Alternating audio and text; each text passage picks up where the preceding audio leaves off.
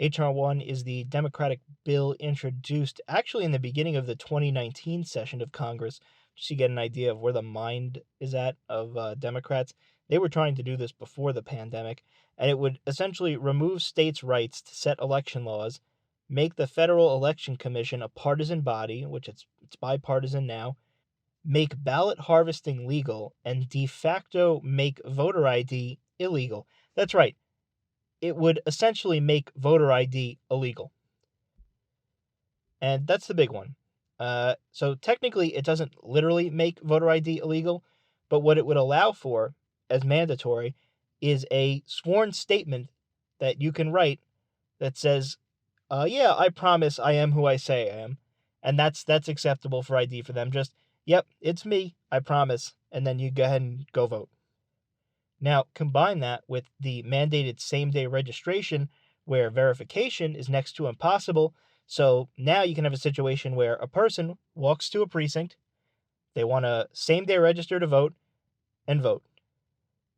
They don't have ID. They write on a piece of paper, "Okay, I promise I am who I say I am," and they go vote. And then they go and walk to the next precinct and say, "Hi, I'd like to register to vote and vote." So they say, "Yes, I promise I am who I say I am." And they vote. And this can go on and on and on.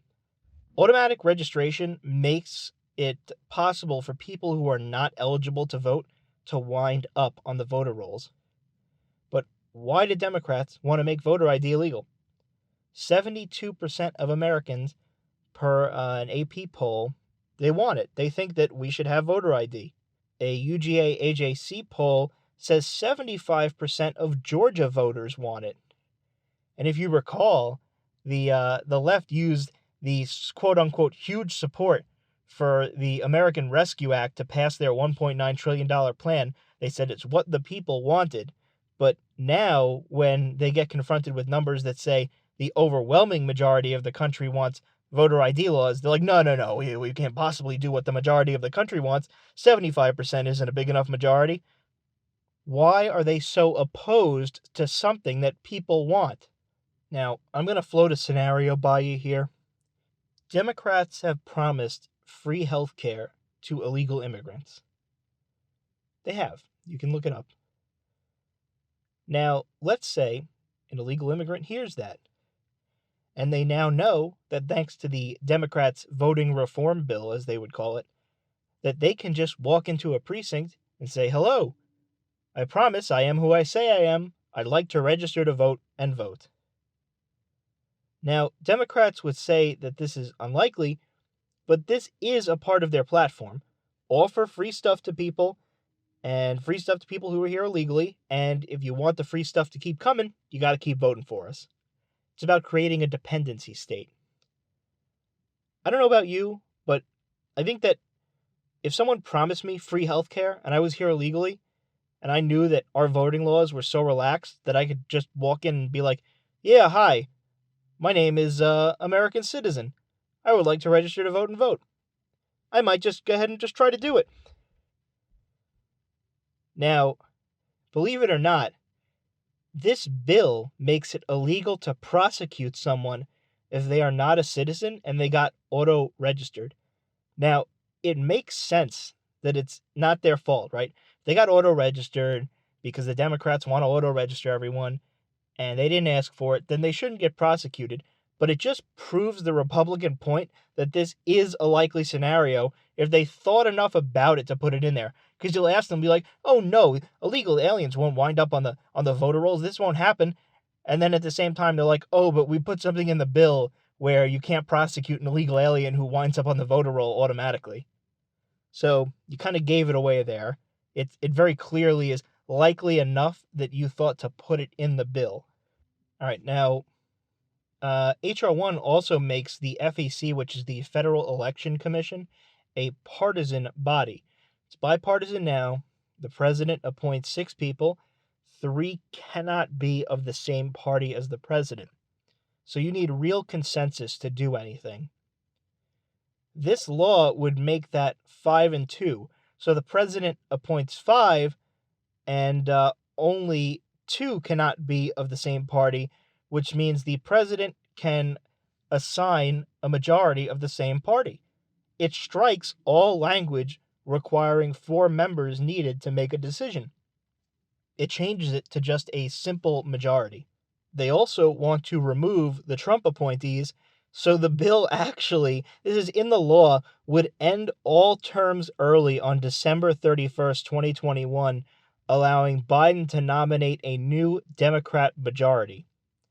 This is an obvious power grab. Go from 6 people with 4 votes needed to do things, meaning, you actually had to have bipartisan consensus. You couldn't just do stuff on a party line, to 5 people with 3 needed. And oh, by the way, the president can nominate 3 people of the same party. Oh, and by the way, we're gonna get rid of all the current people so we can get a new Democratic majority in there right now. Now, should the federal commission in charge of elections really be partisan? Do you think that that really would inspire faith? I don't want it to be partisan no matter who is in power. I really don't. Whether it's a Republican or a Democrat in office, I think that the current structure, keeping it split so that the only way things can happen is if there is actual consensus on what is right, is the best and most fair way to do this. As for ballot harvesting, this is the process by which someone can go around and collect ballots from people and then drop them off to election officials or at drop boxes. This sounds fine until you realize the inherent security issues of another person having tons of ballots. Maybe a Democrat operative collects ballots to help old people who can't get to the polls in a red area, tosses half of them or something like that. Maybe it happens the other way around. Maybe a Republican operative goes and volunteers to help collect ballots in a predominantly blue area, and he just decides, yeah, I'm just going to toss these all in the trash on the way there. The possibilities for fraud with this are endless, and there's really no need for it. There's no need, especially not with mail-in voting, all the different opportunities, early, mail-in, election day. There is zero need for someone to be able to collect hundreds of ballots and have them have time alone with them. By the way, HR1, it also mandates that people be allowed to request a no-excuse mail-in ballot with those lax ID requirements, amongst other things. So maybe you can get Republicans on board with some election reform if you just allow voter ID. But they won't do this for no appreciably good reason and against public desire. Again, 75% of Georgia voters, 72% of Americans want voter ID. They think it's a common sense, obvious thing to do. And you would think that they would just do this since it's Republicans' number one complaint. It would really dismantle Republican arguments against most other things if they would just allow for voter ID. But they don't want to give this up. As usual, the Democrats are calling this civil rights legislation, and they tout that opposition to the bill is racist, Jim Crow, blah, blah, blah. It's all the same. We've heard it a million times. Everything I do is virtuous. Everything you do is racist. Moving on to another part of HR1, let's listen to Nancy Pelosi, cut 3. So what we are doing in this fight that we're engaged in is to empower the people. This is called the For the People bill. And in doing so, we combat big, dark, special interest money in politics and amplify the voice of the American people. All right, now, I think most people would get behind eliminating dark money and huge outsized influence in elections. That sounds like a great thing. I'd be all for that. The problem is that this bill doesn't do that. It creates the patina of doing that by giving federal matching for small donations of under $200 to qualify candidates 6-1. So if you give $200, the candidate gets $1,200 from the government. So now it's public money and dark money with their quote-unquote Freedom from Influence Fund. And I read an article by Phil Klein. Basically, there's this group called Act Blue, and it's a left-wing donor drive that allows voters to stay anonymous.